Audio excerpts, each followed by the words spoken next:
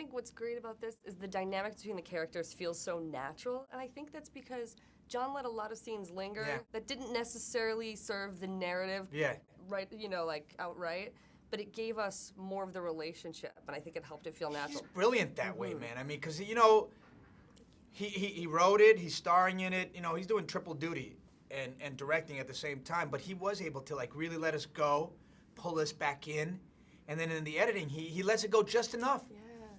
But to give it that sort of rawness and, like, you feel like you're right there with these people at the moment. And then it's all beautifully crafted, too, at the same time, He's pretty genius, that fella. What's the food truck for you, I guess? The creative equivalent to that? Well, my one-man show is my food truck, That's where I have total freedom. In theater, they let you do whatever you want. And, if I do off-Broadway, then I can really say anything I really want, without people being, it's too racy, too sexualized, too aggressive, too political. But, I still get a lot of freedom on Broadway to do, now that I've earned it, I can do whatever I want. And that's the place I feel the freest and the most comfortable being myself, because nobody's interfering. I wonder what your take is on how that has sort of influenced theater. I remember in theater class being given Freak to study on my syllabus.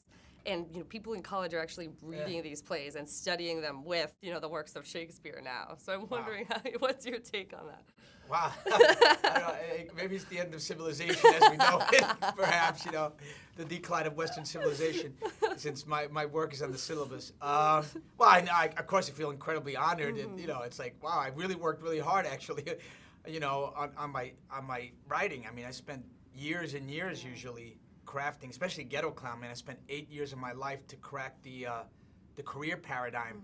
Because nobody had done that. Before they did one-man shows, they were about, Samuel Clemens, Mark Twain to you, young Abe Lincoln, all these political figures. And so I said, why not turn it on yourself? Why not? Because I wanted to show that you can make it no matter what. I mean, that's always kind of the message in my work, is that you can make it no matter where you come from, no matter who you are. Just believe in yourself. I think that's always my message. I love that. And like in the film, using sort of, I guess, a downward spiral to propel you creatively, right? Right. Well, yeah. Definitely, downward spiral has always helped me somehow to rebirth, and I guess it's a beautiful theme in all our cultures. Like you have